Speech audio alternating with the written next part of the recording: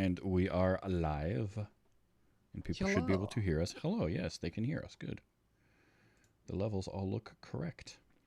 And is it twitch.tv/TV's Travis or TV yes, Travis? TV's Travis. TVS. TV's Travis.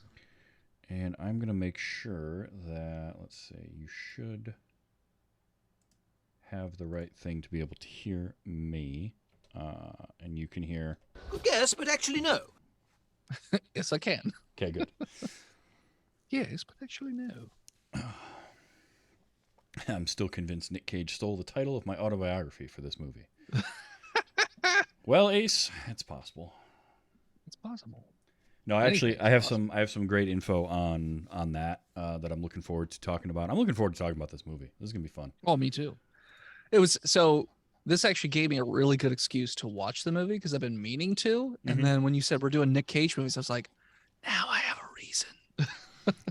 The only reason I didn't go see this in the theater, because it did show up here, was I was like, someone's gonna want to do it for August. Like, why couldn't the movie have been an August release? And then I could have gone to the theater and seen it. But yeah. All right. Well, I mean, I've got all my stuff ready. If you are ready, I think we can do a show. 1 second. Alrighty. I'm going to try and retweet your thing here. Retweet. And then I just want to make a quick post in the Discord before I forget. Yeah, absolutely. Let me search through my 8,000 Discords because there's way too many. Oh, so many. Like, dude. I'm getting if to I the point, unmuted all my Discords, I would lose my mind. I know. I'm getting to the point where I'm like, but the problem is, almost all of them, I'm like, oh, but I do just a little bit in there, just enough to like keep it around. I don't want to just leave. Mm-hmm. But I need to make like a folder and just put all the ones I barely use into a single folder and just. That's a good way to do it. That's way more organized than me. No, right now it's just a list, and I have to scroll them. Oh, Bella, how you doing? Hey, leave it. Why can't I get links to work properly? You're doing okay. In Discord. https://www.twitch.tv/TV's Travis. Yeah. What did I do wrong? Colon before //. I did put a colon. Discord is weird with links. I don't know. like it. It's the only one too. Like Twitter, Facebook, I can throw twitch.tv up there and it'll automatically figure that out. And Discord's like, no, we need everything. We don't know if you actually mean a link or not. Like I do. I always do. I hate Discord. I'm about to just give up.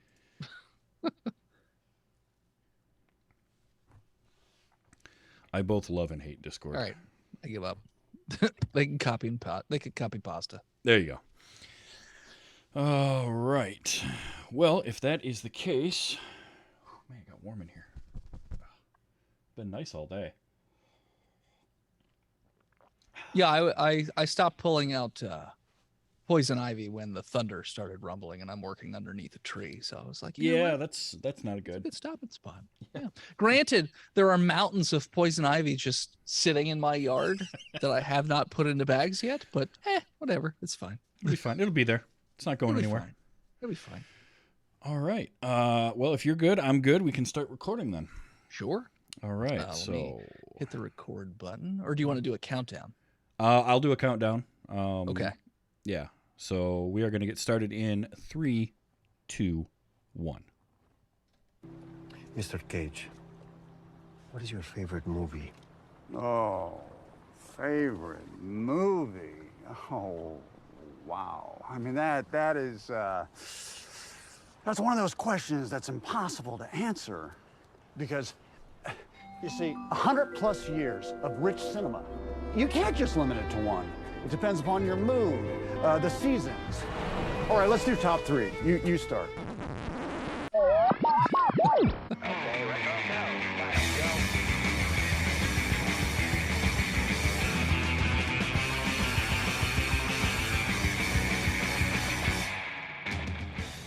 Hello and welcome. Welcome and hello. This is Wait, You Haven't Seen? It's a show where we talk about movies, and specifically, we talk about a movie at least one of us has never seen before. I'm your host, Travis, a.k.a. TV's Travis. This is episode number 180, and it is still Cage-A-Palooza 2022. That's right, our celebration of all things Nick Cage of the month of August. Joining me in celebration, Dennis from the Botch Podcast, the world's okayest DM. Dennis, how are you? Hello. As you and I discussed before the show, I'm in a great deal of pain, but happy to be here and happy to have watched this Nick Cage movie. Yes. For those of you out there, don't use gardening gloves to pull up poison ivy. Just don't. It's a bad idea. Especially not like 20 square feet of it. Yeah. You know, it's a bad idea. So you suggested this one, and neither of us had seen it before. It is a brand new movie this year called The Unbearable Weight of Massive Talent, and it's starring Nick Cage. And this was a great suggestion.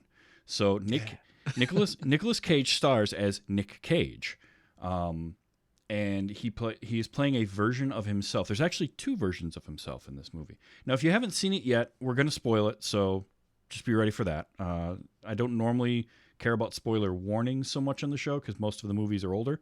This one being brand new, I just want to let you know that we are going to be spoiling it. We're going to be discussing the movie, but this felt like such a great choice for this particular part of my show. This movie fits it perfectly. I almost feel like the concept for this movie came out of somebody saw or realized that Nick Cage is getting celebrated on the internet a bunch, and my show being one of the ones that does it.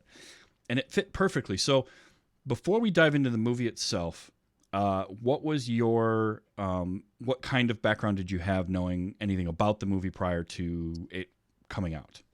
So I had seen the trailer. I forget who, somebody had shared it with me, and I was like, this looks amazing because it looks like they're just going full in on all of the inside Nick Cage jokes. Like all the stuff everybody talks about. They're like, anytime you get a movie where somebody's playing themselves, it's usually a good time or it's like a fun idea. Like I didn't see the movie, but I've heard good things about like JCVD, where like he's in a bank and people expect him to do a thing. And he's like, I don't know. There's one with Bruce Campbell where he's just Bruce Campbell and people think he's going to kill a monster or something like that. He's like, I'm Bruce Campbell.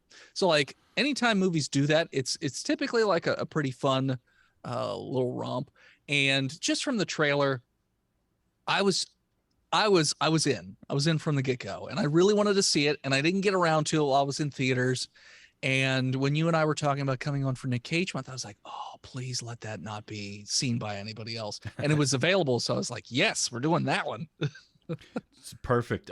Same thing. Like I had heard rumblings of this a couple of years ago, that there was a movie that Nick Cage was going to play himself in a movie, and it sort of the rumors ran around for a little bit, and then they kind of died off, and then COVID hit, and it was supposed to come out I think a year earlier or a few months earlier, got pushed back, and eventually it came out. But it was the same thing. It's like that wonderful, I'm a sucker for actor plays some weird hyperized version of themselves. A lot of times it's a cameo, right? It's like Julia Roberts in Ocean's 12 is that, or Bill Murray in Zombieland. One of my favorites is Patrick Stewart in the show Extras. With it was a Ricky Gervais HBO show, I think. Is that the one where where he's doing the screenplay about every woman's clothes fall off? Yes. I just saw that clip yesterday, actually. It's so great because it's just such a funny version of Patrick Stewart, and it's so out of the realm of like what he's normally like, and it's just that's that absurdity. Another good one is John Malkovich in Being John Malkovich. True. Playing himself along with a few other versions of himself. But like I love that. There's something fun about that because I like an actor or sometimes a director. Like Kevin Smith does it all the time, making fun of himself and playing himself. And just being able to like be self-aware, and Cage is that guy, right? This movie it pokes fun a little bit at himself, and he was actually reluctant to do it. He turned down the director and co-writer sent him or like offered it to him a couple of times, and he sort of turned it down like 3 or 4 times before he finally relented, because the director had sent along a note with the script, and he read the note, and that was enough for him to then read through the script. There's a great interview with Cage about the movie where he's talking about, I read the note, and then I read the script, and the first third of the script I was terrified. And suddenly, somewhere in Acts 2 and 3, I realized that the adventure that he was taking us on in this story, and he fell into it, and he was great. He was happy to do it at that point. But like, yeah, it wasn't the type of thing where like this was his idea and he fostered it. He did help produce it. But it wasn't, and I can understand a little bit of being reluctant maybe to play that role if you don't exactly know what it is. Like the thing he would say in interviews is, you know, his friends would tell him about it, and like agents and people would tell him about, oh, there's this script they've written and it's got you in it and you're playing yourself and all this. And I mean, if I were that, I would be like, what? No, that doesn't make any sense. I can't, I can't do that. But I'm glad that he came around on it. And what I liked was all of these are always like not exactly the actor, right? It's always a version of that actor. Sure. And this was cool because they really made it a fictionalized, like, yes, it's Nick Cage, but if you paid attention to the end credits, he's Nick with a K, N-I-C-K, Cage. Okay. Which I thought was clever. And like he is the Nicolas Cage that we know, but like the version that people think of when they think of Nick Cage, if that makes sense.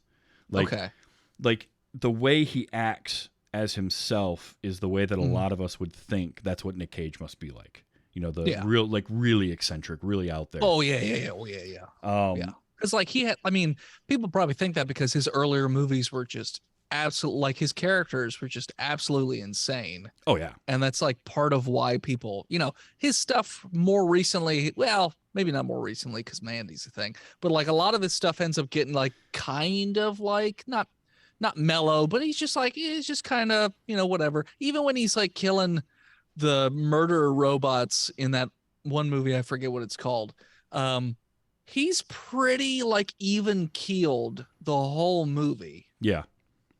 While he's doing that, like, so you could easily see one of his older movie characters being plopped into that role and just being absolutely crazy while he does it. But he was just pretty even keeled, like, okay, it's just a normal day at work kind of thing. Yeah. A couple of weeks ago when we were covering Bad Lieutenant, Port of Call, New Orleans, my guest Phil and I were talking about, like, the thing with Nick Cage is he always makes choices. There are choices he makes going into a role, and then he runs with them. Whether it's whether it's the crazy choices he made in Vampire's Kiss, and the stuff that he did there. Mandy is a great one. That's a great performance straight across. But he has that moment where he just has the complete meltdown. Yeah. And Willy's Wonderland, the one that you just mentioned, he made that choice to play it with no dialogue and just very stoic the whole time. This, I liked some of the choices that they made as far as like portraying him and this idea that, because so many people would fall into this trope of Nick Cage is a horrible actor, right? Because of some of the movies that he made. He's not a bad actor. He's a very good actor. He's been in some movies. It just seems like he says yes to everything. Cause like he's in a ton of terrible movies, but he's been in like really, like National Treasure's really good. The Rock is really, I mean, that's like a classic 90s action movie, but like most of the time, like the big movies that he's been in, like the ones even they talked about in this, like Face Off, like he plays two different characters in that movie. Yeah. And like, while the premise is kind of goofy, like his performance is still really good in it. And most of the time, like the bigger movies, his acting is really, really good in those movies. It's just, he also does a lot of like, I don't want to call him cash grabbing, but it's just sort of like, I got to pay the bills. I'll just say yes to this movie. It feels like there was some kung fu movie, I forget, where he fought like a robot from the future or something. I don't remember what it was called, but there could be. I mean, he has done a lot, and yeah, there are times where it feels like, yeah, sure, he's just taking stuff for a paycheck. What I like is even when it's a movie, let's say Season of the Witch, right, where like you can kind of tell this feels like a movie he just said, sure, I'll do it, whatever. Yeah. he still doesn't phone it in. He's never boring on screen, even when he's extremely subdued. Like City of Angels was one I just saw last week for the first time, and it's that movie came out in the height of his The Rock, Con Air, Face Off era, and it's so like just completely diametrically opposite of what he had been doing. And I like that. I love an actor that wants to do different things, and he's got this ability to like, I'm going to go in these different directions and try stuff out and see what happens. And you know, it helps.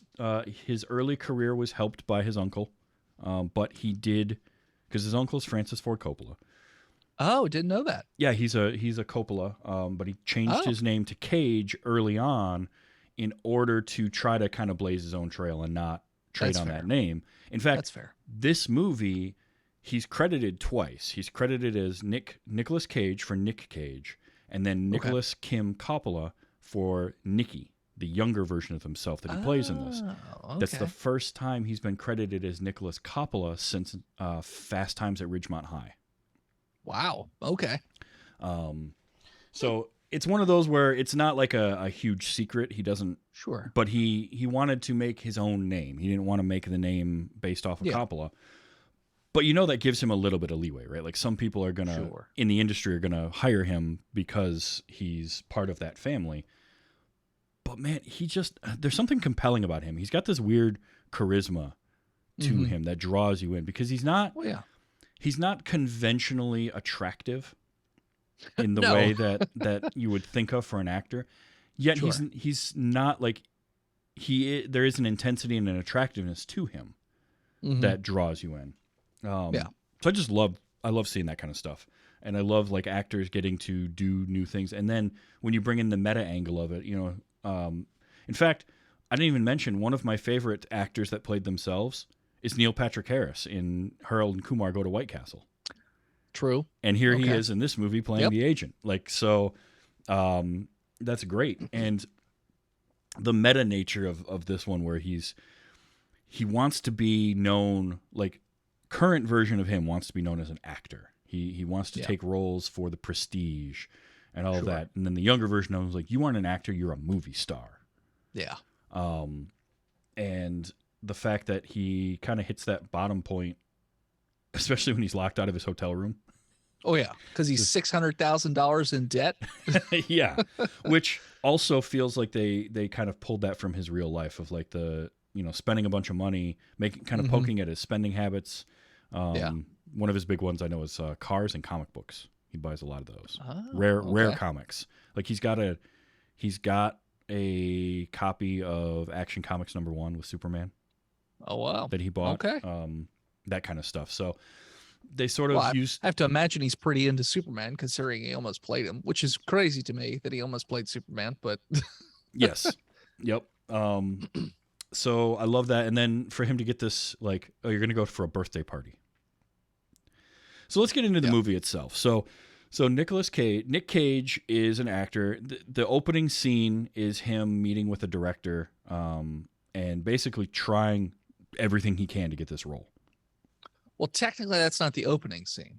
The opening scene is Con Air, because there's two kids watching Con Air and talking about how much they love Nick Cage. Yes. And then the girl gets kidnapped, which then leads into because it's like a weird way to start this movie, where it's like, well, I mean, it starts with just the sound of Nick Cage talking. And I'm like, okay, I know this movie. I'm pretty sure it's Con Air. And then they go through, they're watching it on the TV, and then they're playing it in the background while, you know, that's all going on. So it's sort of a good way to sort of set up what's supposed to happen later in the movie, the more seriousness of it, I guess. Even though, and we'll get into it later, my least favorite part of the movie was like the action-y stuff. I could have just watched like 8 hours of those two just chumming it up. Honestly. No, I'm with you. Yeah, you're right. That is a great way to open this very meta movie, with the movie inside a movie being one that already exists that stars Nick Cage. Well, I feel like they were trying to have as many Nick Cage movie references as possible in any ways. And, Yeah, they had to put Con Air in there. I don't know if it pops up anywhere else in the movie, so they had to put it in there somewhere. It felt like, okay, how many of his movies are we legally able to reference? Let's reference all of those. So it's like anything that's from a studio that we have good standing with. So he meets with a director over like lunch or something, and is just gushing over his script. That by the way, that director is played by David Gordon Green. Okay. He is a director. He is responsible for Halloween and Halloween Kills, the two most recent Halloween movies, as well as okay. He did a movie with Nicolas Cage in 2013 called Joe. Okay. That Cage has actually, I have not seen it yet. It's one that I want to see. So I'm probably, I've never even heard of it. I'm thinking maybe next August that I'm going to put that one on the list. Cage says it's one of his most personal performances. And now the original script called for the director to be played by Quentin Tarantino. Oh, okay. And then they ended up, I think because of COVID and changing of schedules and everything, they couldn't get him. And so that's they ended up going with David Gordon Green, which I liked because I know who that is. But a lot of people, like your average moviegoer, is not going to recognize him. Yeah, I didn't. But I was just like, okay, he could be a director. He looks like a director. Yeah, and that was a fun scene because normally, in movies especially, you don't normally see like the movie star, the actor, really trying hard to get the role the way that Cage was. Like it's directors trying to. It's usually the other way around. Yeah, yeah. And I loved that he's like, well, I could read for you. It's like, no, you don't need to read for me. That's okay. Well, I mean, you're right. I don't need to read for you. No, but I mean, I could. And then he just decides to do it anyway, and just right there at the car. Well, I wasn't really expecting that scene to go that way. Like when he slammed the car, I thought he was gonna have like, a normal for moviegoer anyways, Nick Cage snap and just get like angry about something. But he was doing the read on the spot, and I was like, oh, okay. I was not expecting it to go this way. All right. Oh, it was great. And he this is after he's talking about, the Boston accent. I can do the Boston accent. I've been working on it, and just all that stuff. Oh, it's so good. And then for him to, the director to be like, okay, we'll call you. Don't worry. And you already know he's not getting that role. Yeah. And so then we meet his agent, played by Neil Patrick Harris, who, is your standard Hollywood agent. And it's great. Like, I almost wish we'd had more of him in the movie. But it was like the perfect amount of that character. It's just Neil Patrick Harris. Yeah. You just want more Neil Patrick Harris. Sure. It's just like an eccentric character that was fun while he was on the screen. Maybe if they put him in there more, he would have like overstayed his welcome. Maybe. I don't even know. Because he's getting whipped in the first scene with like, it looks like a twig with leaves on it or something. I don't know. And like, he just pops up every so often for like a nice comedic change of pace, I guess. Okay. So this massage, whatever they were getting, what was that? Because that was definitely not a massage. they're walking in and he's telling him, he's like, it's Fink, Richard Fink. He's like, look, Nick, you're going to love this. This is great. It's super relaxing. And then the next thing you see is Nick Cage getting whipped by some branches. Yeah. I have no idea what that was. It literally looked like just a stick with leaves on it or something like that, but it was all black. And you could tell it wasn't relaxing because, Nick Cage was in pain. Neil Patrick Harris was having a different type of relaxation there where he's just like, he's like, oh yeah, that feels good. It's like, okay, he's getting something completely different out of this treatment than Nick Cage is going to be getting out of this. The best line of that whole scene is it supposed to hurt like this? Yeah. It's like, I think so. Later on, we meet Nick Cage's daughter during his therapy session, which does the thing. It's a tropey reveal, but I love this type of reveal where he's talking to his therapist.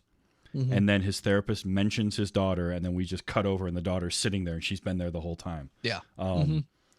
And that was one of the differences with this Nick Cage versus real life is in this movie, he's going through a divorce, and he has a daughter. In real life, Nick Cage has a couple of sons, and I think 4 ex-wives or something. I mean, that tracks. It made way more sense. I was like, does he only have one ex-wife? I find that very hard to believe. He also, the movie version of him has fewer tattoos. He covered up a lot of his tattoos in this movie. Okay. Which I thought was kind of cool. So we meet his daughter, and he's got it's hard to call it it is a strained relationship with his daughter, but he doesn't see it that way. He doesn't grasp that. He thinks it's because he's so self-absorbed. Yeah. Like he wants his daughter to like all the things that he likes. Really what he needs is a friend. What he really, really needs is a friend who likes all the same stuff that he likes. That's what he really needs. But he's trying to just put everything onto his daughter while also, and they talk about it a couple times in the movie, he just really likes to be the center of attention. Yeah. So he always brings it back to him some way, somehow, even in the therapy session. Like it all comes back to him and like, oh, we watched this movie. She loved it. And she's like, no, I hated it. But like, he just keeps bringing it back to him. Yeah, he can't understand why she didn't love the types of movies she's got, and he praises her, but it's all these things that he sees of himself in her. So she's 16 or turning 16, I guess, which that one was one of them. Like, all right, I'll suspend my disbelief. This girl's older than 16. Yeah. Like, I was like, I honestly thought the joke was going to be when he started his song at her birthday party. So he does show up for the birthday party. He does. And then finds out that he did not get the role with the director. Yeah. And so then he starts drinking and he gets drunk, and after they get done singing Happy Birthday, he sits down at the piano and is like, hey, everybody pay attention to me now. Yep. But I thought the joke was going to be when he started saying, I wrote this for your sweet 16, and her be like, Dad, I'm 20. Yeah. And that joke didn't hit, and I'm like, oh, she's actually supposed to be 16. Okay. All right. But he sings that horrible song. Yeah. So I have a thing in movies where I don't like awkward situations. So like awkward situations in movies just make me super uncomfortable. Like there's a movie called Dinner with the Schmucks or something like that. Oh, right. Can't watch that movie. Just makes me so the whole time. But that's how I felt watching that. And I loved how they just cut the song and just right to a car. I was like, oh, thank God we didn't stay with that for too long. I am exactly the same way. And that is how I felt. They hit the exact point where I was about ready to like look at my phone or something to look away from the screen because my anxiety started to rise. I'm just like, oh, I don't know. I can't. And then they cut away from it. And I was like, oh, thank you. Yeah. It didn't stay past its welcome, basically. Like didn't go for too long. So after he leaves the party, he goes back to the hotel where he's staying. His wife basically tells him he needs to get his shit together. And then he goes to go into his hotel room and it's locked. They've locked him out. So he calls Fink and tells him, all right, the job you told me about for $1 million to go to some dude's birthday, I can do it. And it's in Spain. Yeah. And so he's got to fly to Spain. And he gets there, and then I love... You're forgetting one fairly crucial plot point, though, when he calls Fink. He quits acting and, recites this big, long speech, and then Fink's like, I lost you in the mountains. What'd you say? It's just another sort of like he had this not even uplifting, but like very emotional thing that he wanted to get across, and then Fink didn't hear it anyways. So it's just another kick it. So Nick Cage has retired from acting. He's going to take this one last job and be done with acting forever and do whatever. But he'll get paid $1 million to go to this guy's birthday party. So he gets on a private plane. He flies to Spain, gets to the dock, and there's a guy waiting for him with a boat, really, really nice boat. Oh, yeah. And he gets on the boat. He's on the phone with Fink at the time. He's like, hey, I'm on a call with Los Angeles.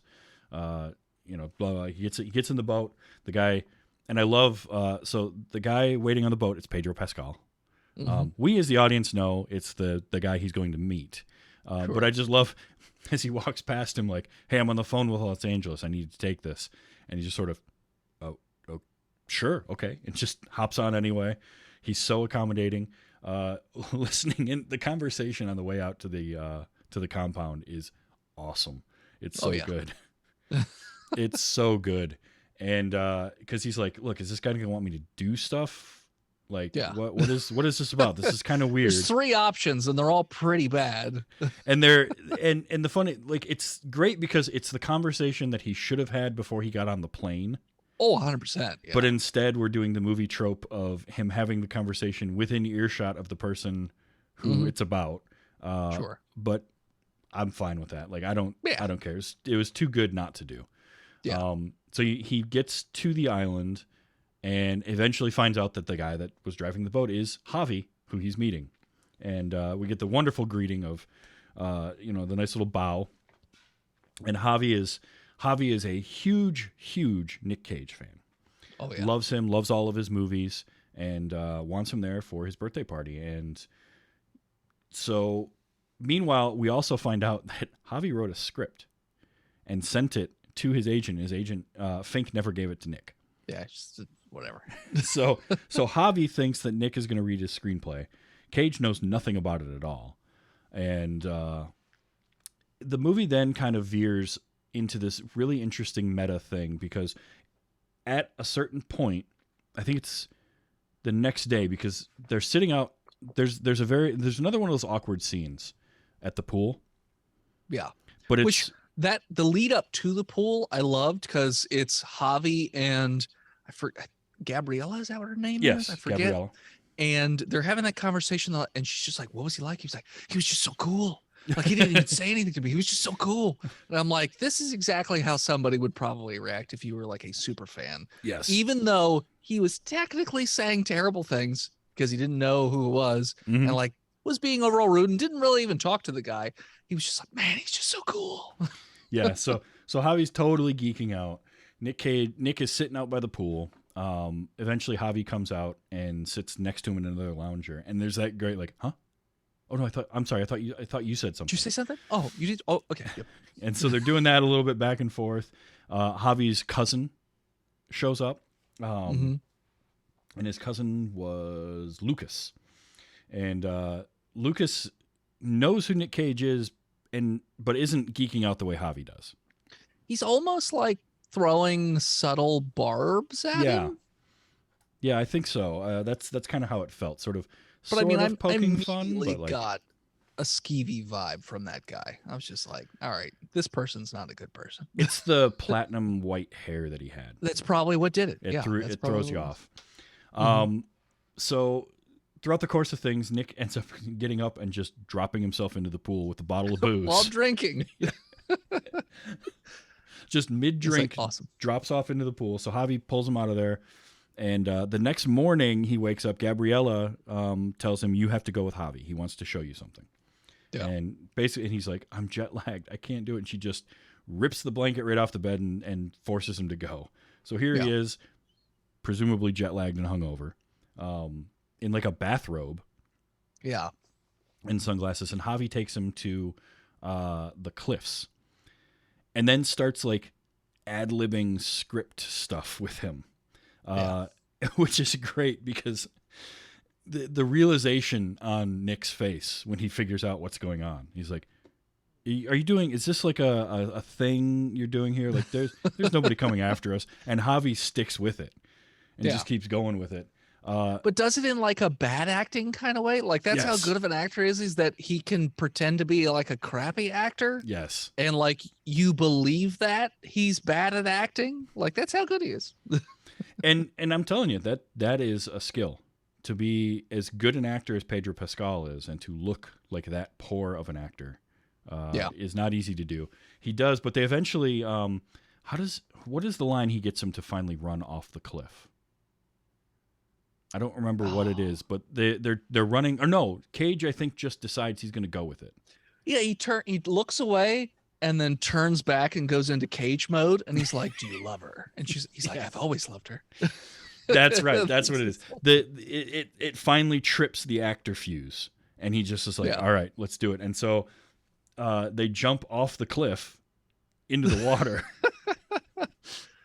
and when they hit the water, Cage is like, "I didn't know that was a cliff. It was so far. It's that high. We could have died. We could have died." And that is sort of the moment that reawakens his something in Nick Cage. Yeah. And so now he spends the rest of the movie, or most of the rest of the movie, getting to be friends with Javi. And they chat, they talk, they talk about like favorite movies.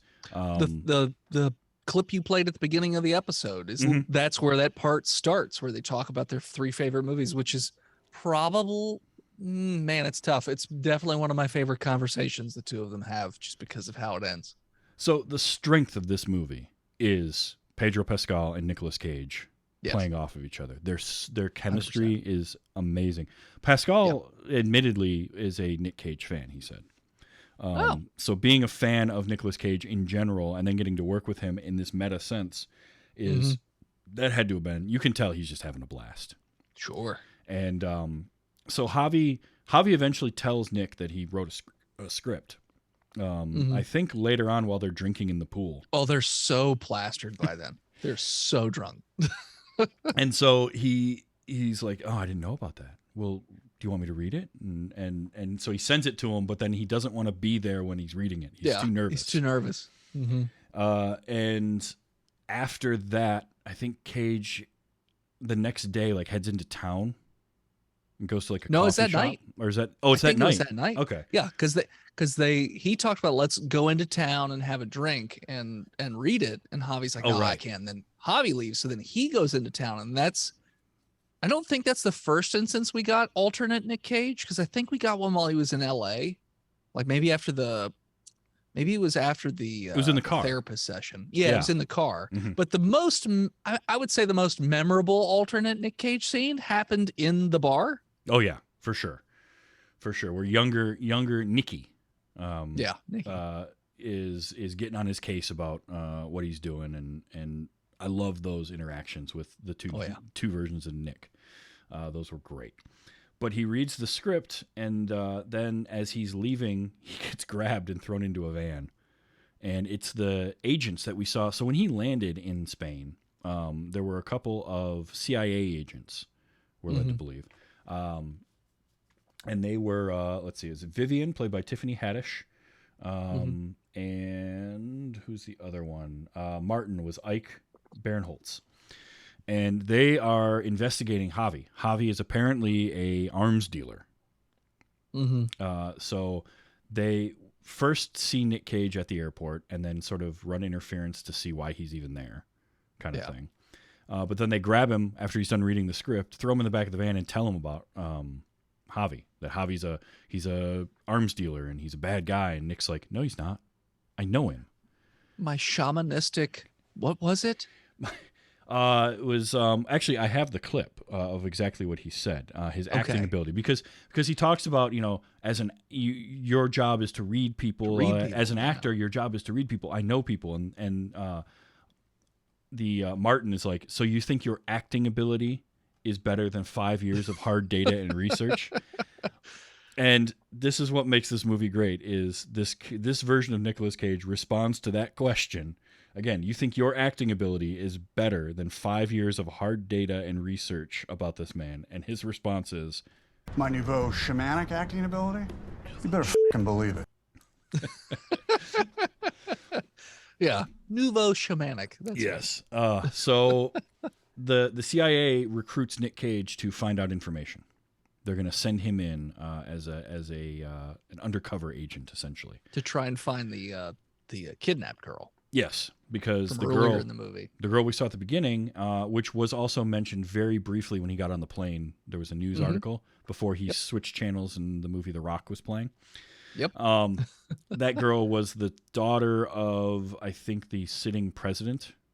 I believe so. Yeah. And she was kidnapped. Who was in up for order to- re-election? Yeah, she was kidnapped in order to get either him to drop out or something, some political intrigue, whatever. It doesn't really matter.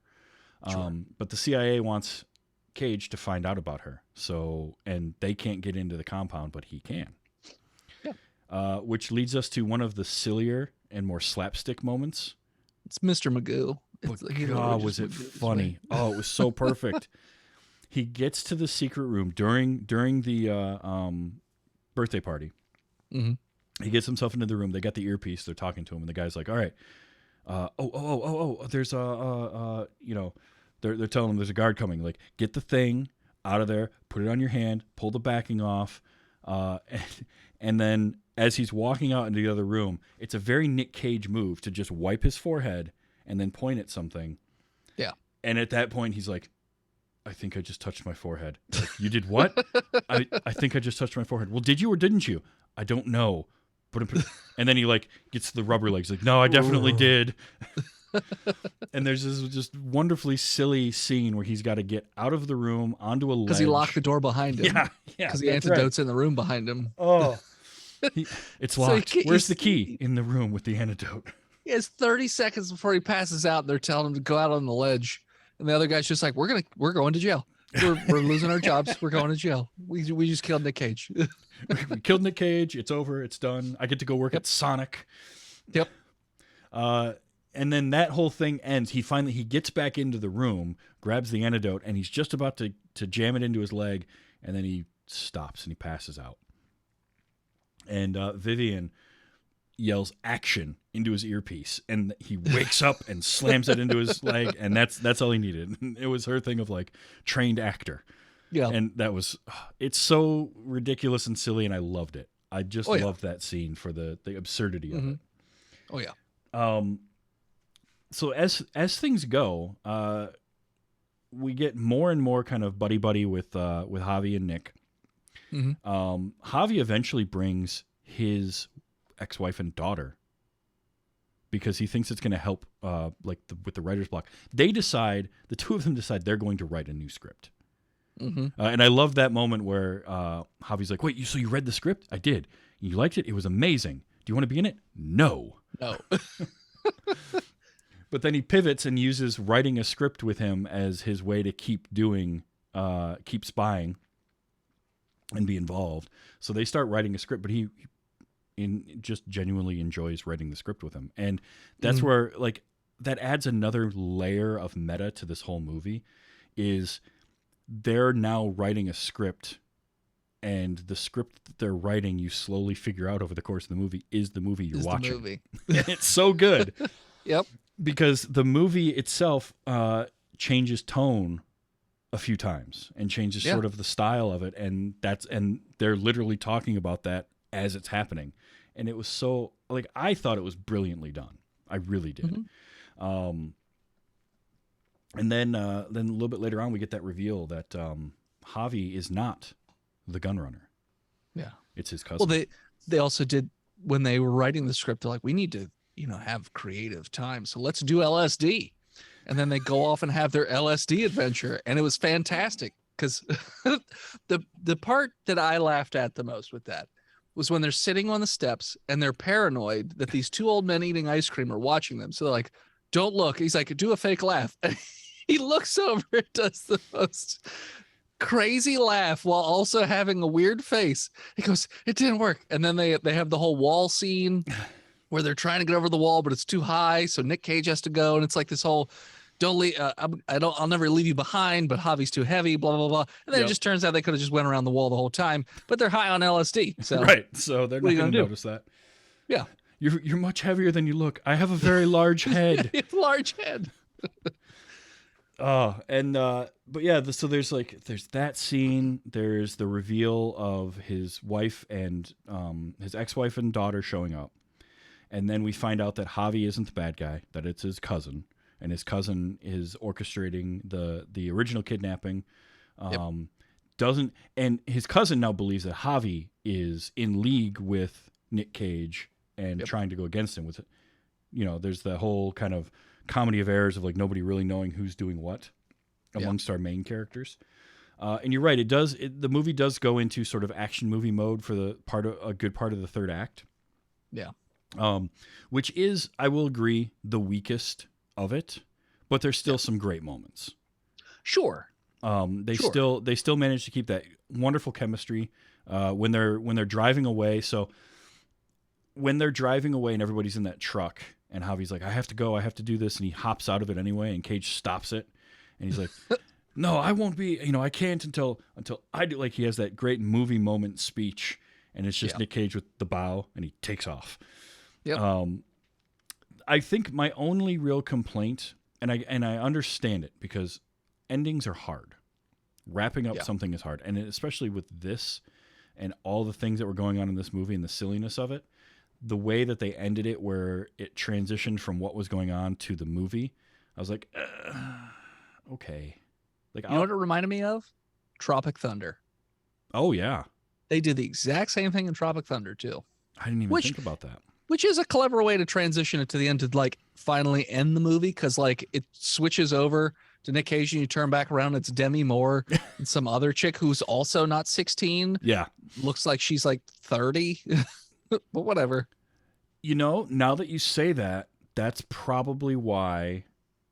Because I didn't hate that, but I think that it being basically what they did in Tropic Thunder is probably why it felt off to me. I'm like, Sure. okay, all right, and then I was fine with it, and we move on. But like, yeah, it was such a silly, ridiculous thing, and I'm thinking, how are they going to get out of this? Yeah. And to have it go that way was great. But the movie is a ton of fun. Like, I honestly, Oh yeah. I was expecting to enjoy it on at least some level because of just the concept, right? Mhm. Nicolas Cage plays himself as a struggling actor who gets paid $1 million to go to a super fan's house.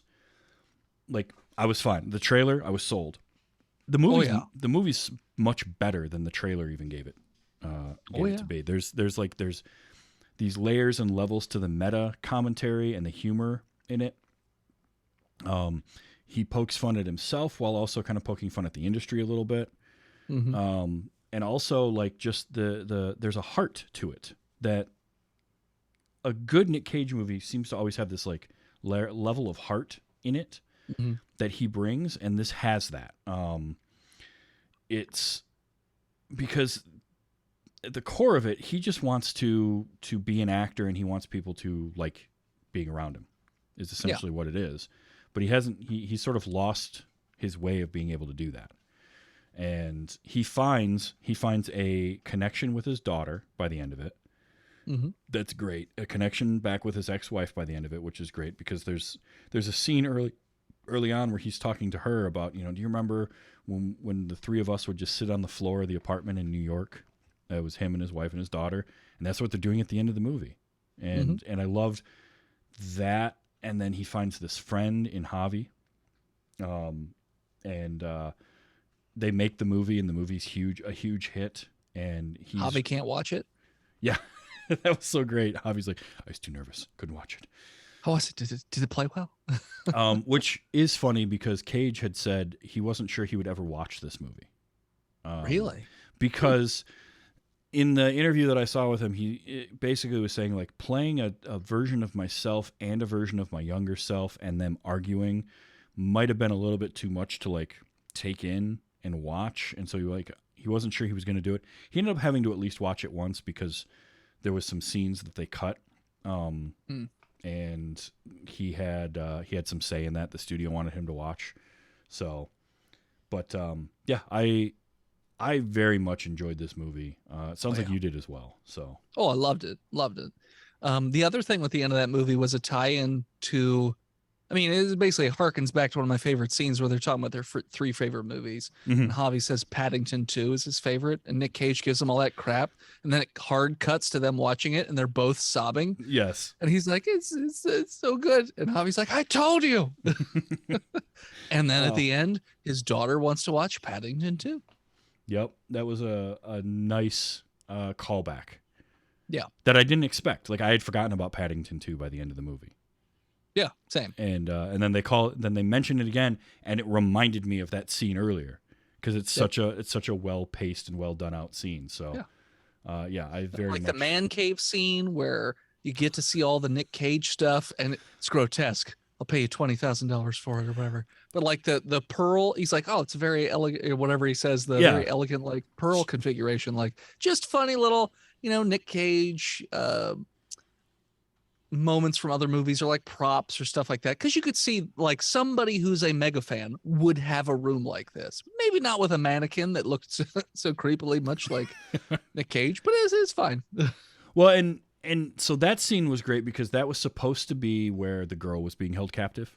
Yep. And it was the end of the LSD trip. Yeah. And so here's Cage trying to get himself into that, which I forgot that he got that information during the LSD trip, and he's like, I can't right now. I'm high on LSD. Yeah. But he gets back there, and he's like trying to sneak his way in, and then all of a sudden there's Javi, and he's like, "Are you sure you want to go in there? What you're going to see You in might this not be able to look at me. Yeah, it'll change the way you look at me forever." And they open it up, and it's just great. He's got the axe or the chainsaw from Mandy. I think the axe from Mandy too. He had the elegant string of pearls configuration, and he says he delivers that exactly like he did in the movie. Yeah, it was perfectly done, and that freaking mannequin was so good with the dual gold 1911s. And it's just like, it's grotesque. How much? What did that cost? He's like $6,000. I'll give you $20,000 for it. He's like, no. And then later on, when Cage needs to find some weapons because the CIA tells him he needs to kill Javi, and they're like, "Can you get access to a weapon?" "I think so." And the next time we see him, he pulls out the dual gold guns. Now, that was in the trailer, which is a shame because I really did love that scene. But I mean, it does make for a great trailer where they literally pull guns on each other. They're like, "I don't want to kill you. You're the last person I want to kill. I love you. I love you."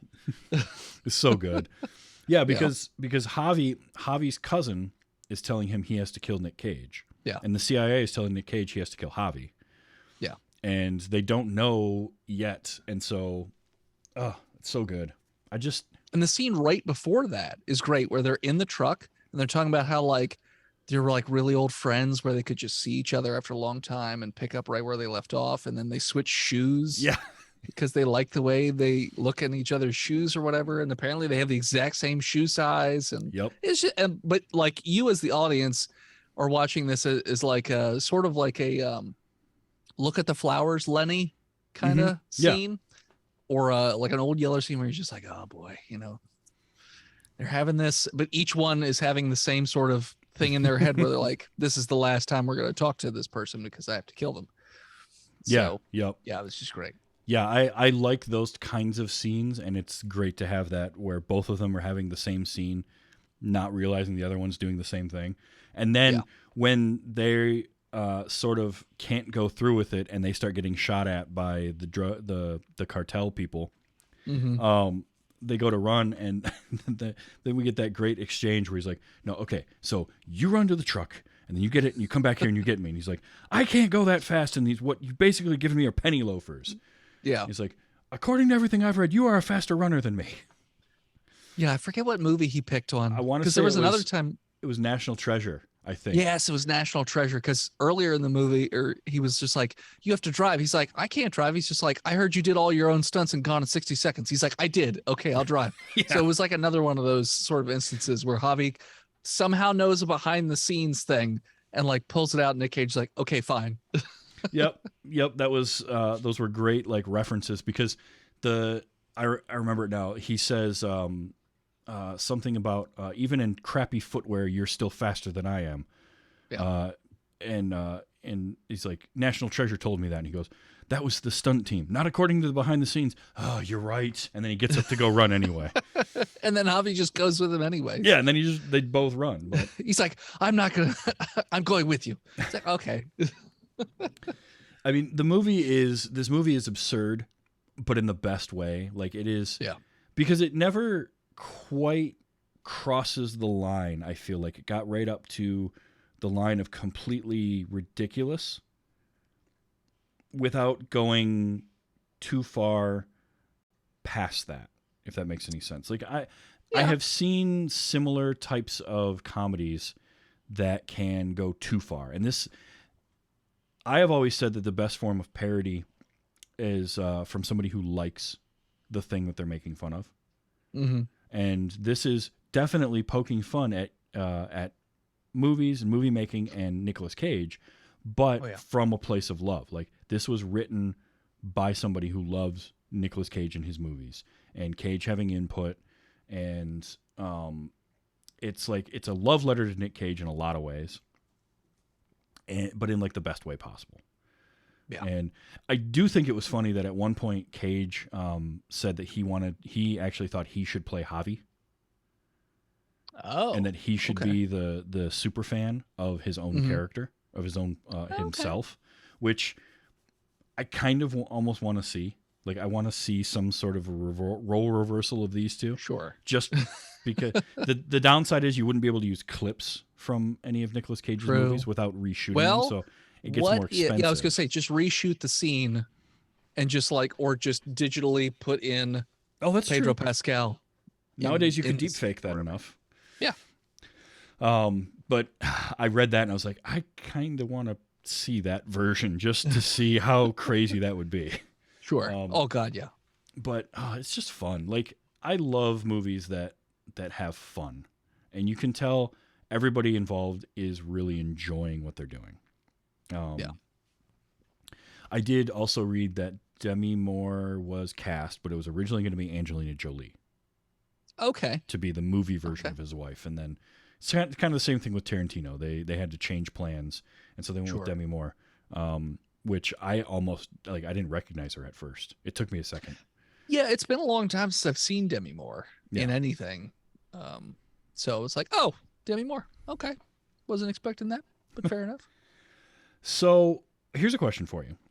In terms of actors playing themselves in a movie, whether it's cameo or again, it's usually like a side character or a cameo. You don't normally, until the last few years, really get like a whole movie based around that. Although you mentioned JCVD and My Name is Bruce, which are two great versions of that. Where would this fall in terms of like actors playing themselves in a movie or, role for you? I mean, of the ones that I've seen or heard about, this one's definitely the most fun. Like, I could watch that first 2/3 of that movie on repeat over and over and over and never get tired of, yeah, Nick Cage smooches are good. Like, never get tired of any of that stuff. Like, it was just fun and ridiculous, but like, as you said, not too ridiculous. Like, it didn't cross a line where it just got hokey or anything like that. It still took itself serious, even though it's ridiculous. So I would say this is probably the best one that I've seen anyways. Nothing's coming to mind that I think are better, but they're like the ones mentioned before, like JCVD, very different feel to it. My Name is Bruce, pretty much very different feel to it because it's like his normal B horror movie kind of thing that he usually does. Yeah. So they're all different. I don't know if I've ever seen one quite like this. I'd have to really think on that one to figure out, okay, where was a movie where somebody played themselves and like had a whole turnaround, like an arc by the end of it or something like that, and I can't think of anything off the top of my head. Yeah, because usually, like I say, it's a cameo appearance. It's like Malkovich in Being John Malkovich doesn't have an arc. He's just there. Sure. The one with Patrick Stewart, he's playing a caricature. He's like a two-dimensional version of Patrick Stewart. That's my favorite still, just because it's Patrick Stewart and it's just the ridiculousness of like that whole premise. But this in terms of the movie ones, I put it right there with My Name is Bruce. I really enjoyed My Name is Bruce for a lot of the same reasons. I think this feels like that felt like somebody, same type of thing where somebody was such a fan of Bruce Campbell, and Bruce Campbell is so in on the joke anyway. Oh yeah. That works. And Nick Cage is a lot like that. Nick Cage is in on the joke. Like he knows that some of the stuff he does is ridiculous. Yeah. My favorite thing, and I've brought it up just about every Cage episode since we watched Vampire's Kiss, is the commentary track. And if you go on YouTube, I think you can still find some clips that have the commentary he did with the director several years after the movie for Vampire's Kiss, where there's scenes he's like, I'm not even sure what I was doing here. Like, I don't know what I was going for exactly. I think it just seemed like a good idea at the time. Seems like a good idea at the time, yeah. So like he is just somehow like he's just great at being in on the joke and knowing what's going on and being self-aware, and I think that's part of what I like about him so much. So I put this right on par with My Name is Bruce for me. Like, I love both these movies. Amy in the chat brings up Sir Ian McKellen on Extras is somehow even better than Patrick Stewart was. And now I have to go find that scene again because I remember it. I haven't seen that one yet. So by the way, another movie reference that I loved. It was at the very end of the movie. He's talking about his belt. I'm like, why'd you get a tarantula? He's like, well, they wanted to have bees. I was like, not the bees, not the bees. And I was like, ah. See that right there. Again, that's somebody who he knows. He knows. Oh yeah, 100%. He has the internet. He knows. So there was a sequence involving Nicolas Cage. Let's see.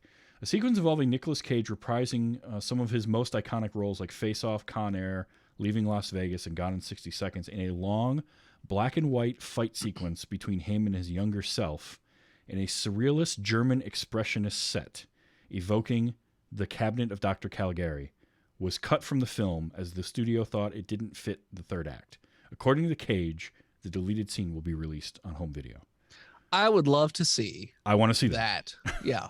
Because I was like, I'm reading that. Yeah, and I it was just doesn't like, really fit the third act, but I would prefer that over the third act just because I liked that interaction anyways. Mhm. And they kept talking about the cabinet of Dr. Caligari. And like it to me, that fits more than what they did with the third act. Like I get that they called it out in the movie. Oh, we got to have a kidnapping scene because, it's for the studios. Yeah. And, to get more people in the audience, blah, blah, blah, blah. But like I like that idea. Like what you just described to me sounds way more entertaining. It does, and it feels like what this movie really wanted to do. Yeah. Right. That was like where they were aiming for. And as I read that the first time, I'm like, it just got better the further along I went. Like all of this in a German surrealist German expressionist give me that. So I can't. I'm gonna be searching for that. I wonder what else was cut. Soon. I'm curious. I would be very curious to know. Because there had to be a good bit. Sure. But I mean, maybe if it's like that, it'll be deleted scenes that they'll add in. I kind of hope so. I hope that we find some deleted scenes. They at least release them. I don't need a recut of the movie, but I love to see those things because, again, Nick Cage, being the actor that he is, and his kind of penchant for ad-libbing stuff. Like I want to see that because there's scenes where he and Pedro are just ad-libbing, riffing off of each other, and it's got to be brilliant. Oh, sure. All right, so in terms of Nicolas Cage movies that you have seen, where does this fit for you? Is this one that you want to go back to and watch again, or does that third act take enough away from it that you're like, well, I'm going to knock it down a few points? This is definitely a movie I want to go back and watch multiple times, like show to other people, but be there while watching it, just because I just had so much fun with it. Like, even though I did not like the fact that they did the third act, it was still fine. It was fun, but just the overall movie was just so much fun and like a love letter to Nick Cage while having him in on the joke the whole time, which I really enjoyed. This is definitely, I would probably put this up there in my top 5 Nick Cage movies. Okay. That I go back and watch. I mean, obviously, you got Con Air, you got The Rock, you got Face Off, all that stuff. Like that's a different type of Nick Cage movie. Like that, you're going to watch those movies if you want an action movie. Right. This is like a different thing where, okay, you'll also get some action on the end of it. Like, that's fine. But like, I'm not watching this movie for the action scene at the end. I'm watching it for Pedro and Nick, just doing Pedro Nick stuff. Yes. Yeah. The bromance of those two was like perfect. And just, I said it before, but just amazing chemistry. Like, oh yeah, they felt like friends that had been friends for a long time. Yeah. By the end of that movie. While I was weeding the mountain of poison ivy today, I was thinking about how did Pedro prepare for that role? And I was thinking about what I would do if I was like Pedro's friend. What would I suggest? I was like, I would literally just have him dress up as his character from Game of Thrones and just go to a con and just walk around and just make notes of how people go crazy when they interact with him. Cause like he did a great job of depicting how people fangirl out about or fanboy out about like, like actors and whatnot. Like I usually am pretty good about not doing that around actors or anybody. Cause I'm like, they're just normal people. But there have been one or two where I'm like, okay, even I, like my friend Shannon Tucker, she teased me. She almost got Kevin Conroy to do the intro of our show, the podcast, and I was like, if Kevin Conroy did the intro to my show, I'm marrying you tomorrow, because I grew up on Kevin Conroy. That's my Batman. So like, okay, I'm gonna fanboy out about that. Yeah, But for the most part, absolutely. I'm like, yeah, whatever. I saw Mark Pellegrino at Dragon Con last year while he was walking his ducks, and I was like, oh hey, great job on Supernatural. Have a good con. Bye. And it's true, because they are just people. Like, they just want to, do their thing. But there are some times where you just can't help yourself. And you're right. Pedro captured that energy perfectly. Yeah.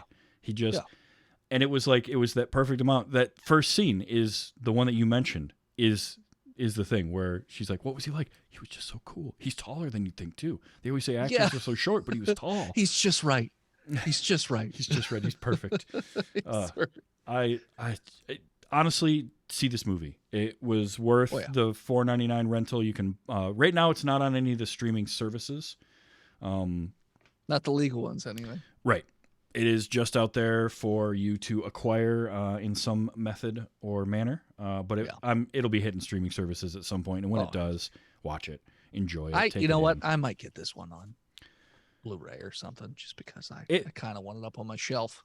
Yeah, this feels like that kind of movie. I mean, for me, it's definitely into my top 10, and I love Nick Cage movies for a variety of reasons. Sure. But this has hit my top 10, verging on my top 5 of Cage movies because of just the love letter that it is. Yeah. And I think it also shows Nick Cage's acting ability, because again, we talked about, like, as a good actor, it's hard to portray bad acting. Mm-hmm. Like, it takes skill to be able to do that. When you're good at something, it's hard to then pretend to not be good at it. That's why, you can tell when you see a movie or a TV show where somebody is as an athlete or a musician and they're trying to be bad at it, you can tell if they've had training prior or not. Mm-hmm. Like you just can.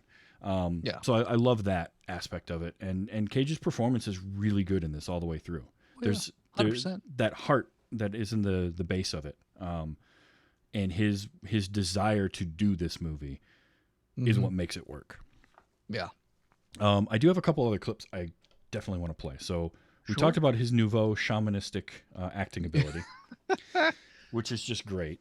Because then he brings it up later. Yeah. Because he's just like, I knew it. My nouveau I knew I should have trusted my nouveau shamanistic ability. I was just like, take that, FBI or CIA. When he's talking to the CIA after the first that scene where he nearly passes out, and he's in the bathroom, he's like splashing water on his face and stuff, and it's great because it was in the trailer of oh man, I think I might actually be pretty good at this. I could do this. And then they're like, great, we've got another mission for you.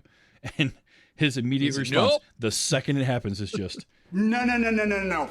That. It's so good. So I had to get that. You mentioned this one, and I capture fake laughs. I love the forced fake laughs. Tell me you got it. Tell me you got the one. And Nick Cage movies almost always have them, but they're usually Cage. Yeah. In this case, it was Pedro Pascal, and here it is. This is when they're paranoid and they're freaking out over the two guys, which then they see, and I'm pretty sure it's two different people. No, it's the same ones. Is it the same ones? They keep seeing the same two guys. But that laugh, like, just look over there and do a fake laugh. So he does. But his face. Okay. Oh no. Oh no. His face is like so pained. bad. I'm gonna look over and do this fake laugh. He does it. Horrible laugh, horrible face, while staring directly at them, and then turns back like, no. No. So good. And it goes for that's such a long fake laugh too. That's what it's just. Oh, it's perfect. Because the setup for that scene was great too. Because they sit down, they're talking about their script, and they're talking about like, oh, maybe it could be like a paranoid whatchamacallit, like, oh, are we being watched right now? And then Peter's like, are we being watched right now? He's like, I don't know, are we being watched? And then it's like, uh-oh, they've put it in their heads, so they just start. It just keeps going up and up and up. Yes, those two guys over there. No, don't look right away. So good. Here is Nick talking to Nikki. I think this is in the car. And I'm an actor. No, you're a f***ing movie star, and don't you ever forget that. Yep. because there is a Because he definite stops difference. the car to let him out. Yeah, yeah. Stops the car in the middle of the street and tells him to get out. Yeah, yeah, But there is a difference between an actor and a movie star. There is. that's true. Nick Cage in the '90s was a movie star. Mm-hmm. Tom Cruise is a movie star. Yeah. You know, Nick Cage now an actor. Yeah. Uh, Well, like he does like movies like what is it called? Pig? I forget. Like where he plays a chef and he's like trying to Yeah. get his pig back or something like yeah, that. Like actually, that is that's what I'm watching next week. okay because I've Yeah. heard really good things about it because it's not anything like you expect it to be. Like you because I think that movie came out after Mandy. Yeah. Or something like that. So people saw Mandy and then they saw Pig thinking that movie and the trailer's cut a certain way where you think it's like it's going this way Mhm. and then it's nothing like that kind of movie. So Yeah. he does like really cool indie films and then of course he does like garbage movies to just, to have some extra spending cash, but whatever. But he's like I've said, he's always trying to do something. Like a couple of weeks ago, watching Bad Lieutenant, and I had heard nothing but like, "Oh, this is a terrible movie, and it's laughable and all that." And I got done watching Bad Lieutenant, Port of Call, New Orleans, which I will always say the full title of that because it's ridiculous. Sure. And I got done with that movie, and I was like, "This wasn't that bad. It was actually pretty cool because it's Werner Herzog directed." Oh. And it's Nick Cage, and you can tell what they were going for, and there's some surrealism to it, and they're kind of like I mentioned during that review, but there's when you see something like The Trust or was it Wicker Man, Mm-hmm. and after the fact you read and it's like, oh, it's supposed to be a black comedy, and it's like, no, they were really kind of trying to make a remake of The Wicker Man. But now you're looking at it through the absurdity because of what they did. Yeah. Bad Lieutenant, you can tell. Like, I believe when I read that and I said, a black comedy in some ways, I'm like, no, this is Werner Herzog and it's Nick Cage. They were definitely like making a serious movie while also trying to be ridiculously silly inside of that. Like, I believe that completely. Yeah. Especially with the quote from Herzog. There's a scene in that movie that involves iguanas. Okay. For no reason whatsoever. Okay. Sure. And there's a quote from Werner Herzog where he said, "We're going to go too long, and the studio is going to make me lose my iguanas.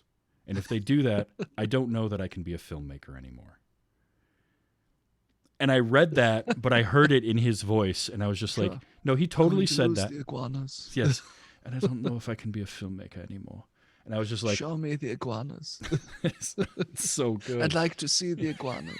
Yes. It just makes me want to watch interviews with him. But yeah, so like I totally believe Do that. you And think your that's what I like perception of that movie was changed because of what you had heard about it beforehand? Like I am a believer of if someone beats you over the head telling you before you've seen a movie how good a movie is, it won't be as good when you watch it. And then if somebody beats you over the head saying how bad a movie is, it's usually not as bad as you thought it was going to be when you then watch it. I would there's certainly influence there, right? Because I am very similar. I think that perception versus reality is a very big thing. When I started reading reviews and talking to people about Thor: Love and Thunder, for instance, after seeing that, and everybody's like, "Oh, it's too jokey. Oh, I didn't like it as much. It blah, blah, blah." I'm like, but how much of that is the perception of you're comparing it to Thor Ragnarok, which did essentially the same thing, but we hadn't seen it before. Yeah. Now you've seen it before, and now you're seeing it again, and it doesn't hit the same way.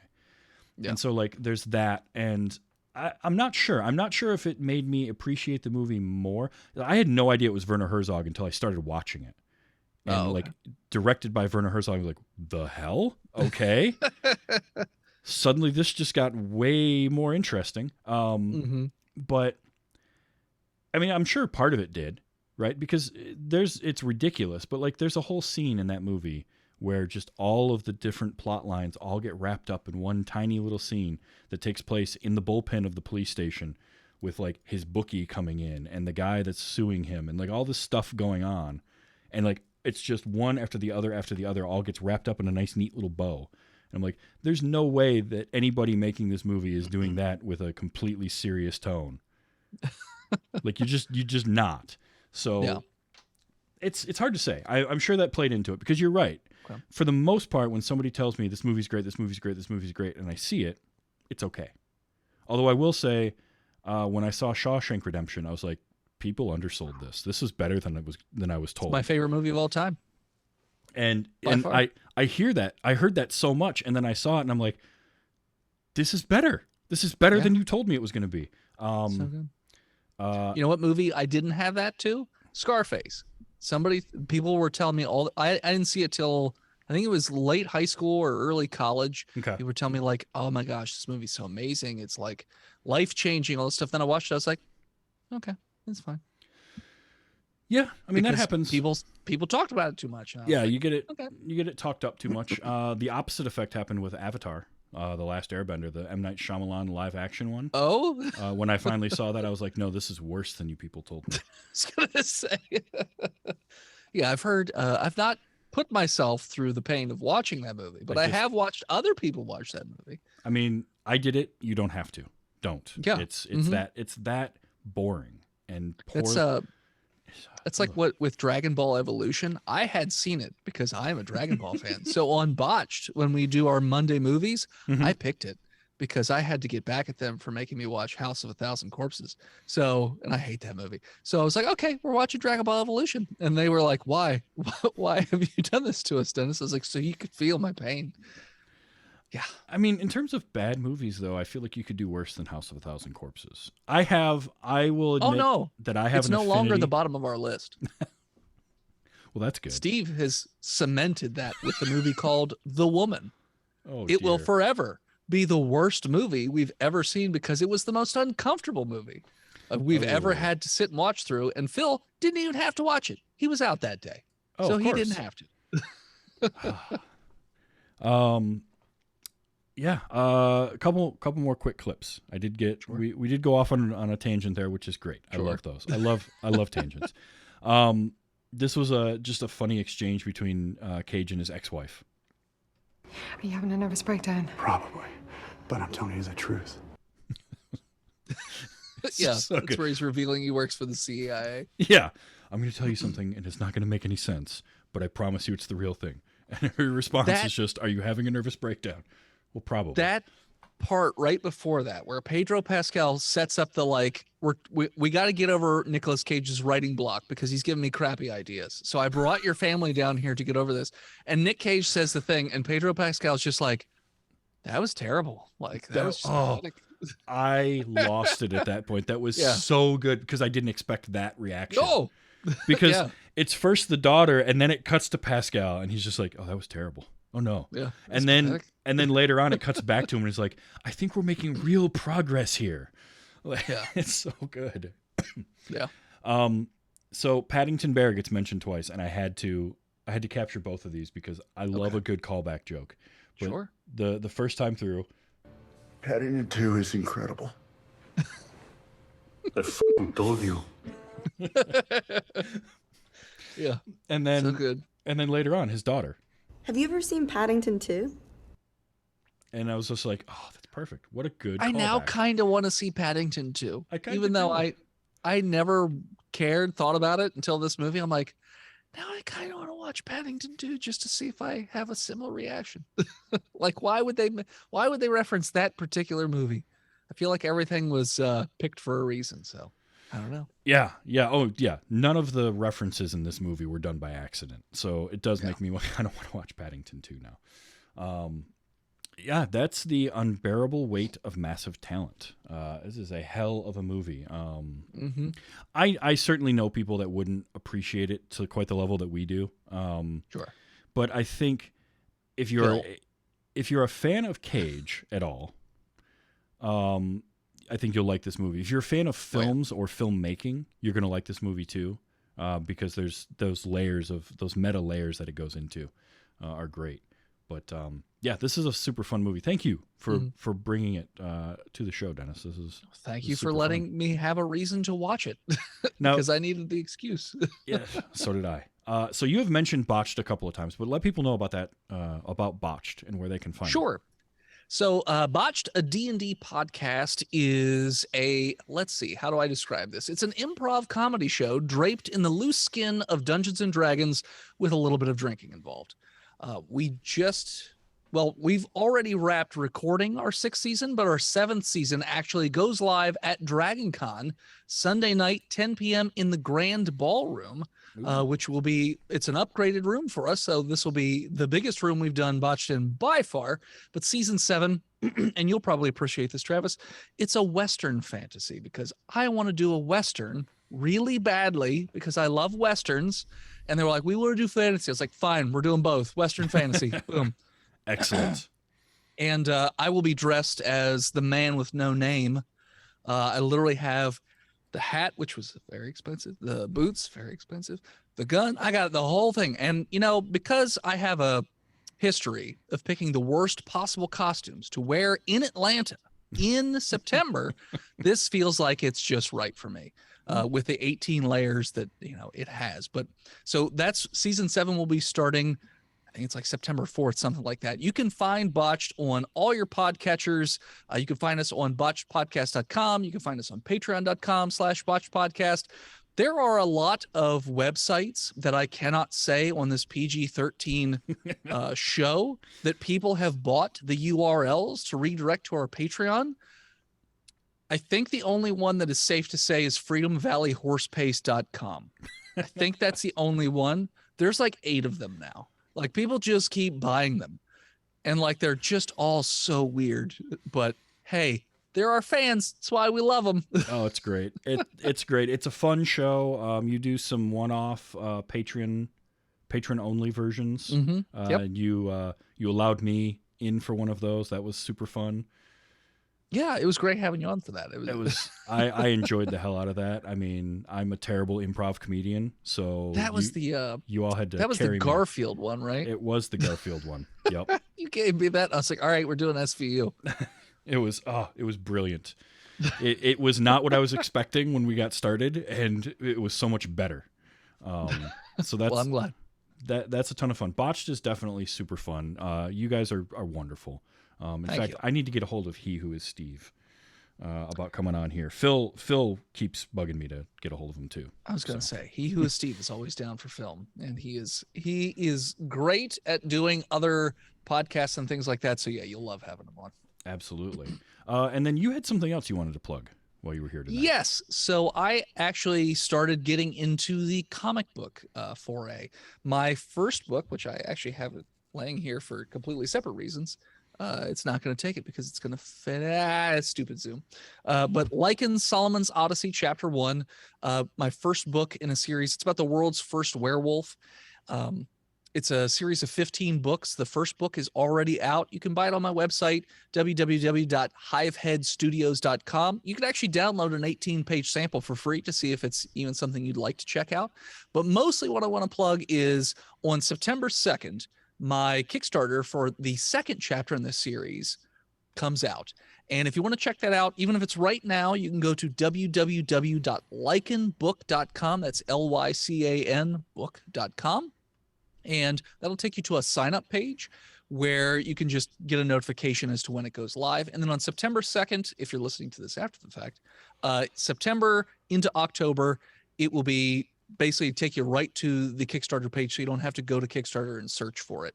And that's the second book in the series. It's a little bit after this first book. I don't want to give anything away or anything like that, but you start to build out the world of magic and you get into Saudi Arabian mythology and folklore and monsters and stuff like that. And I really dug doing all the research for that. So I'm really excited to get that book out. And yeah, I got all kinds of different Kickstarter awards, like a customized hockey jersey. Charles McFall likes to show that off quite a bit. You get to die in a page. Also, Charles McFall, that was my favorite page to get made because Charles gets to die horribly. Tony P. Henderson, a friend of mine, he had that. Another friend of mine, Conrad. So there's all kinds of different rewards and then stretch goals that you can get as well. So that's www.lycanbook.com. Excellent. Definitely check that out. Well, Dennis, thank you so much for being on again.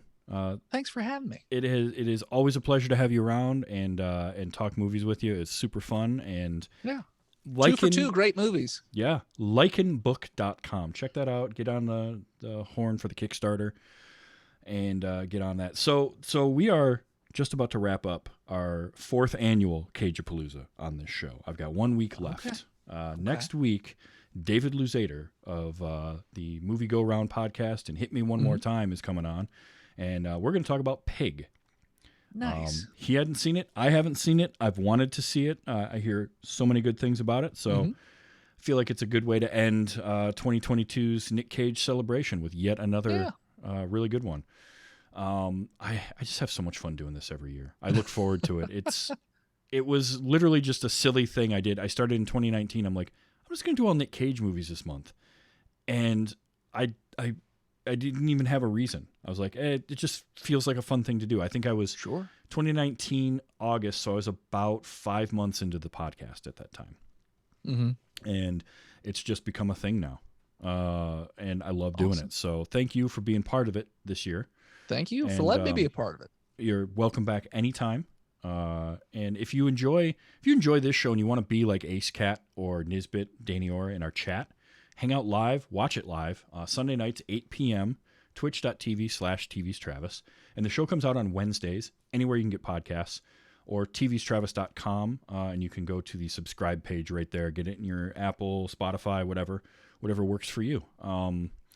And that is going to be it for this week. So next week, Pig is going to be our movie ending Cage-A-Palooza 2022. So until then, thank you, Dennis. And thank you, everyone out there. And enjoy your movies. Let's be excellent to each other.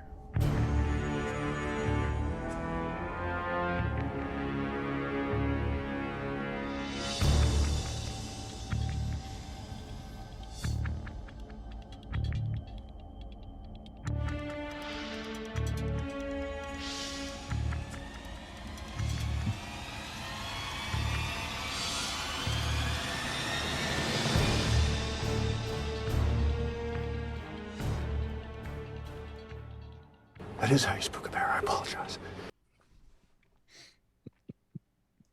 That is how you spook a bear. That LSD trip was just too much fun.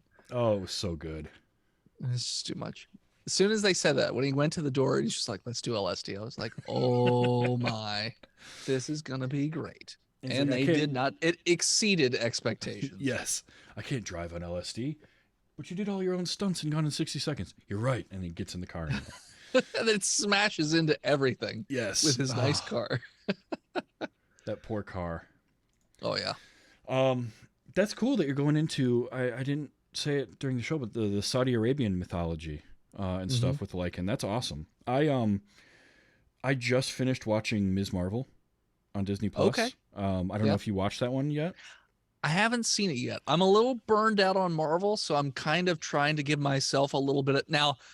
So I just went to go see Thor Love and Thunder because I'm on a Thor panel because I'm trying to do more panels in order to pitch, the Kickstarter. Sure. So I was like, okay, well, I got to go see Thor. And my girlfriend wanted to go see Thor anyway, so we went to see that.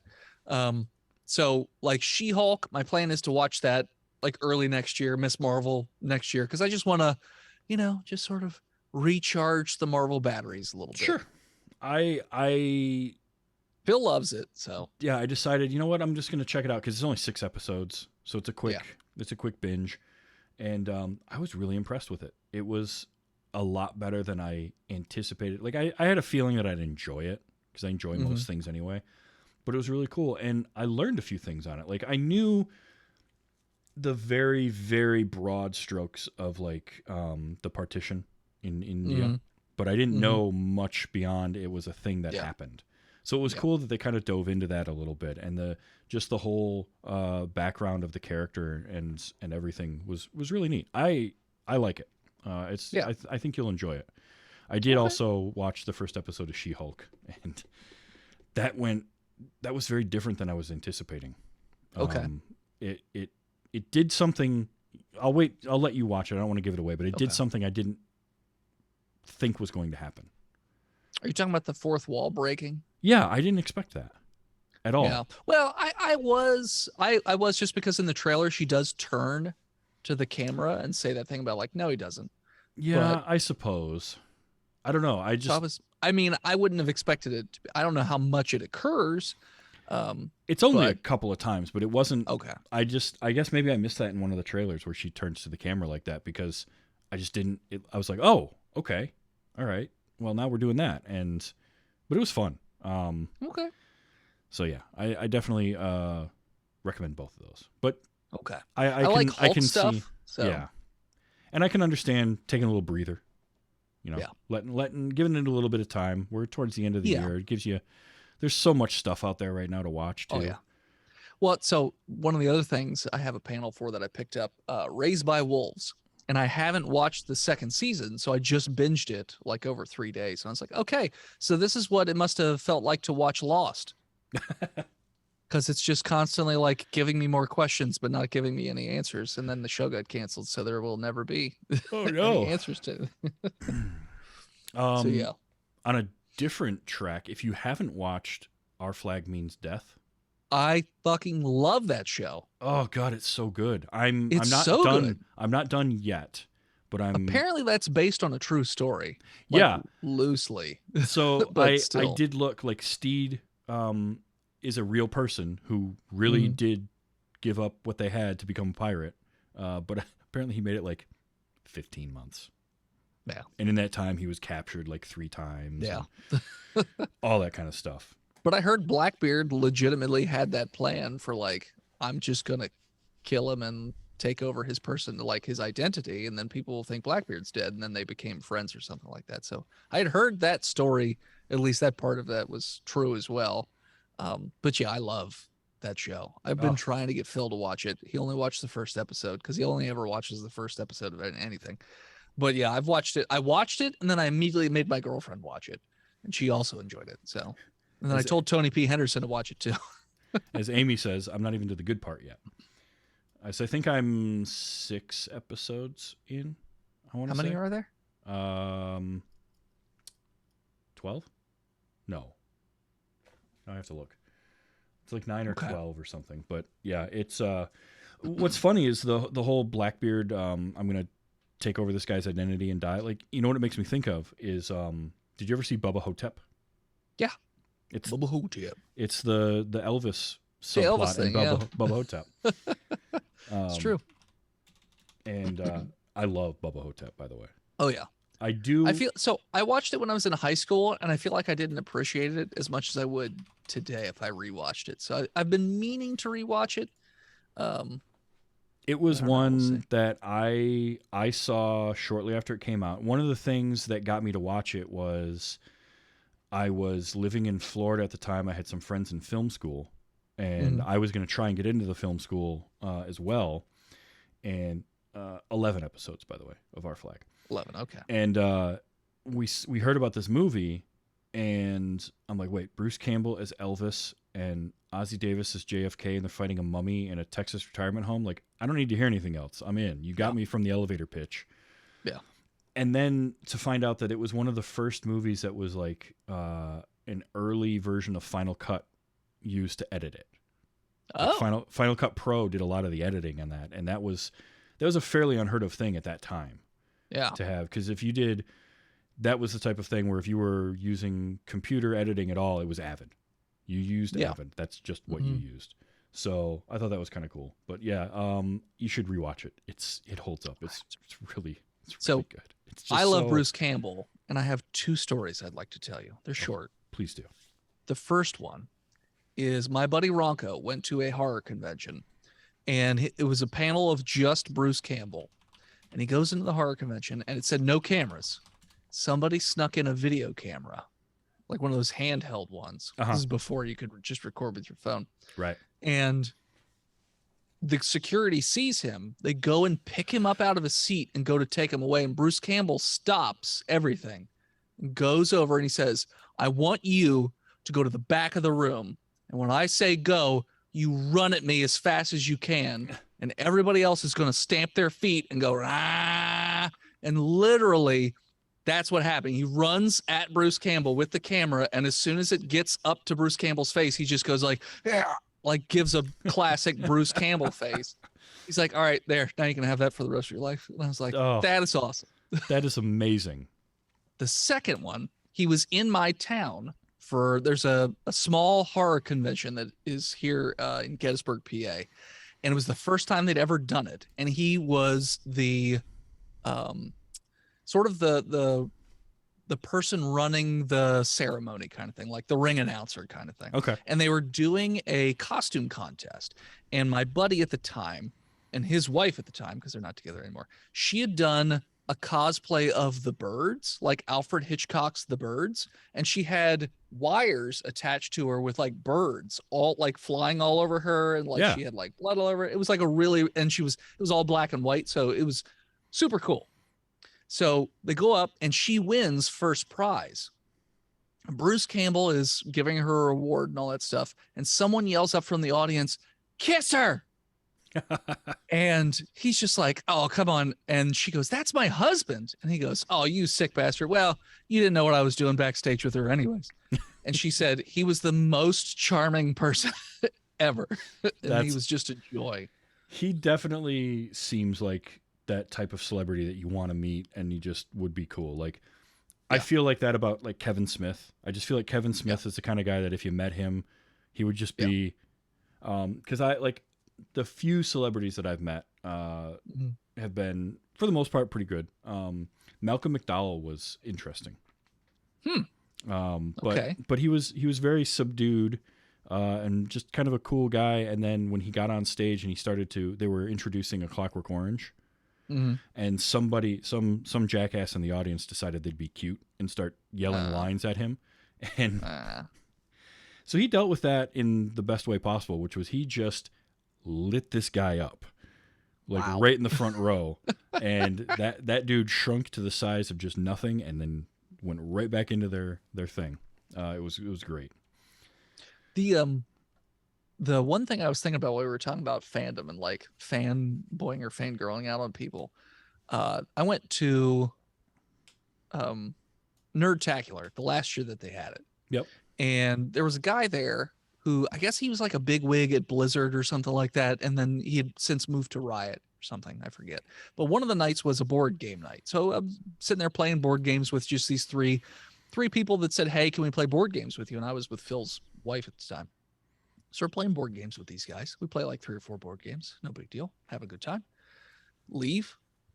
And Suzanne, Phil's wife, says, "Do you realize who that was?" I said, "No, I don't know who they are." That guy is like big wig of Blizzard. The woman sitting next to him is the wife of a big wig at Blizzard. The guy sitting next to her is a big wig at not Top Flight, but what's they make baseball cards. Oh, Tops. Tops. Like big wig at them. I was like, "Oh, okay, that's cool." And so anytime they'd see me at the convention, and I couldn't remember their names to save their lives because I'm terrible with names, they would be like, "Oh, hey, Dennis," like they would like pop up out of their like lunch seat and say like, "Oh, hey, Dennis, how's it going?" I was like, "Oh, hey, pretty good. About yourself?" Meanwhile, a little bit later, sitting on a podcast panel, and this is I think it was a World of Warcraft podcast, and they're talking about getting on the elevator, and that bigwig from Blizzard was on the elevator, and they turned around and just started freaking out, and like been like, "Oh my gosh, I'm such a big fan." La, la, la, la. The guy immediately just got off on the next floor, and I was like, "That guy is." I mean, yeah, they don't like it if you get all weird with them. Just treat them like normal human beings. Yeah, I used to drive a taxi in my town, and we're way off in the middle of nowhere. We get very little celebrity traffic. There's the film festival every year would bring in celebrities, and we get the occasional band that will show up and play at like one of our local clubs, but it's always a band that was like popular 10 years ago, right? Sure. Like Anthrax played here, but Anthrax, it was cool. It was cool. It was really cool to go see them live. I can say I saw one of the big 4 live in this tiny little venue, but I'm driving cab and I get a call to go pick up a guy at that venue, Streeters it was called at the time, and he wanted to go downtown and just like grab a drink or lunch or something. So I pick it up, and it's Wes Scantlin from Puddle of Mud.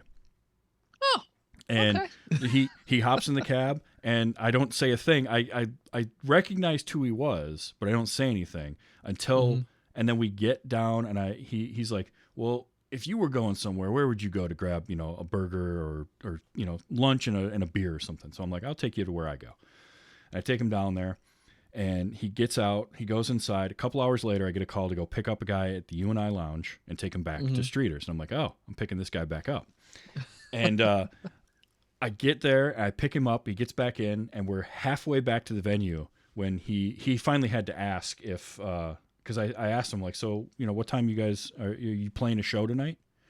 And he sort of was like, yeah, I am. I'm like, yeah, I've listened to your stuff. It's good stuff. He's like, he thanked me for just not making a big deal out of it. And he's like, by the way, your recommendation was great. They had a fucking good burger.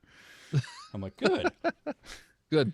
But it was just one of those, it was like a fun interaction. And so every time I see like stuff online about Wes Scantlin, all I can think of is like, I had a great interaction with him. He was fine. Of course, he also wasn't pissed drunk because he only had like a couple of beers. Later that night, probably a lot more drunk. Yeah, probably. That's like my buddy Travis. He's in Kentucky, and he was talking about, we always go to Louder Than Life Music Festival at the end of September every year. And he was talking about how when he was much younger, he decided he wanted to do like backstage security at some like rock show or something like that. And the guy was like, it's $200. He goes, I'll only do it if you pay me the $200 up front. The guy's like, no. He's like, hey, I'll just walk away. He's like, okay, fine. Gave him and his buddy the $200 to go up front. And gets up on the side of the stage and immediately sees this mosh pit start, like a massive mosh pit. And he goes, well, not deal with that. And just takes the security shirt off, tosses it, and then just goes hangs out backstage. And just like, this was like Nickelback before they were like popular and their music like got more like wide audience kind of thing. Yeah. Stained before they got big, like all these like different bands that like, it was just like super cool, just hanging out with these guys and just getting drunk. And I was like, nice. That's the way to do it. Yeah, that's the way to do it. Oh, all right. Well, I could keep going, but it is coming up on 10 o'clock, and I should get sleep tonight. I hear you. You probably need to go rest and get feeling back in your I have too much hands. work to do, but at some point I will go sleep. But thank you, Travis, for having me on again. I appreciate it. Absolutely. And definitely if you're at Dragon Con, check out Dennis on his panels. Go see him. Oh yeah. I wish I was going to be there. We have our Blood Feud again. And I don't know if Phil's ever told you about Blood Feud. A little bit. It's Family Feud, but with a D&D twist. Yeah. So, and the loser always has to pick an awful concoction that Phil has purchased. Last year was Malort's. This year I can't remember the name of it, but it's apparently worse than Malort's, and Phil has a tough time drinking it. So, though to be fair, we had somebody at the show last year say that they wanted to do a shot of it. She did, and then immediately threw up in the background on the camera. So there is video of it because there's a big trash can. She just walked right behind us and just vomited profusely. And then terrible. Went back into the audience. So it's a good time. Oh, all right. Well, I wish I was going to be there this year, but hopefully maybe next year I'll be able to swing that'd be awesome. Yeah. All right. Well, thank you, Dennis, and you have a great rest of your night and rest those hands up. Thanks. You too. Get some feeling back in not the those. hands part, but have a good, yeah. All right. All right. Bye. See ya. And thank you, all of you wonderful peoples, for being here. I'm Malort for the first time last Nerdtacular. Oh, there you go. I've never had Malort, so I know nothing about it. So maybe someday I'll try it. Who knows? But we're going to call that a night, and I'm going to send everybody over to good old Phil Keating, because Phil is a great guy, and he deserves it. So we're going to raid Phil, and don't. Fair. And yeah, tomorrow night is Those Were the Days, and then Tuesday is Let's Watch Highlander, so be ready for that. All right, everybody? The raid has been created. We are raiding. And everybody be good. Bye.